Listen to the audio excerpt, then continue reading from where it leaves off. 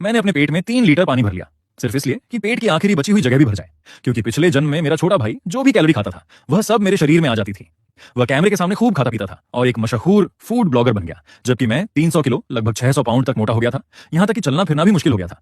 मैं रो रो कर अपनी मंगेतर से सच पर विश्वास करने की विनती करता रहा, लेकिन उसने घृणा से मेरा हाथ झटक दिया। बाद में मेरे भाई ने लाइव स्ट्रीम में 100 बड़े हैमबर्गर खाने की चुनौती पूरी की और खूब प्रसिद्धि कमाई। उधर मैं तीव्र हृदयाघात के कारण अस्पताल जाते समय एम्बुलेंस में ही मर गया। जब मैंने फिर से आंखें खोली तो मैं उस दिन में लौट चुका था जब मेरा भाई पहली बार फूड ब्लॉगर बनने के लिए अनुबंध पर हस्ताक्षर कर रहा था। उस समय बैठक में मेरा भाई जी बोदा एक अनुबंध हाथ में लिए बेहद खुश था। माँ पापा, मैं सफल हो गया। पेंगुइन मीडिया ने मेरी क्षमता पहचान ली है। वे मुझे फूड कैटेगरी का नंबर 1 स्टार बनाना चाहते हैं। माँ पापा खुशी से खिल उठे।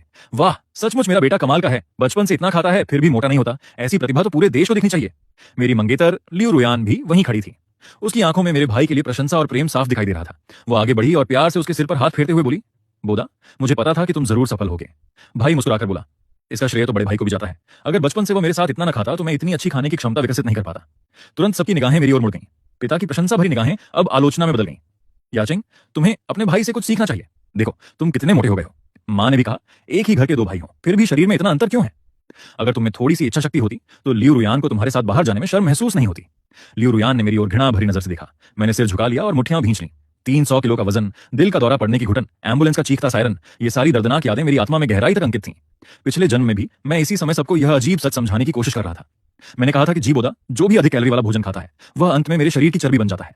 लेकिन किसी ने विश्वास नहीं किया। उन्हें लगा कि मैं ईर्ष्या के कारण पागल हो गया हूं। इस बार मैं वह मूर्खता नहीं दोहराऊंगा। मैंने धीरे धीरे सिर उठाया। जी बोदा के चेहरे की मुस्कान एक पल को जम गई। उसे उम्मीद नहीं थी कि मैं पहले की तरह डांट सुनकर रोऊंगा नहीं। लियू रुयान भी थोड़ी हैरान हुई, लेकिन उसने इसे मेरी समझदारी समझ लिया।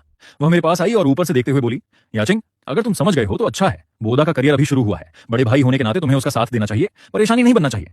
उसके बाद पिता ने घोषणा की, बोदा की सफलता का जश्न मनाने के लिए आज रात हम यूपिन पवेलियन में दावत करेंगे। उन्होंने शहर के सबसे महंगे रेस्तरां में टेबल बुक कर दी। जी बोदा खुशी से उछल पड़ा। धन्यवाद पापा, मैं बोदा जंप्स ओवर द वॉल और डोंग पोपोट खाना चाहता हूं। उसने एक के बाद एक कई भारी और तैलीय व्यंजनों के नाम गिनाने शुरू कर दिए। हर नाम सुनकर मेरा दिल कसता जा रहा था। पिछले जन्म में इसी जश्न की दावत के बाद मेरा वजन 5 किलो बढ़ गया था। यहीं से जी बोदा का करियर ऊंचाइयों पर पहुंचना शुरू हुआ था, जबकि मेरी सेहत पूरी तरह बर्बादी की ओर बढ़ गई थी। मैंने उसके उत्साहित चेहरे को देखा और मन ही मन ठंडे स्वर में सोचा, जी बोदा, इस जन्म में यह दर्द तुम्हें छकना पड़ेगा।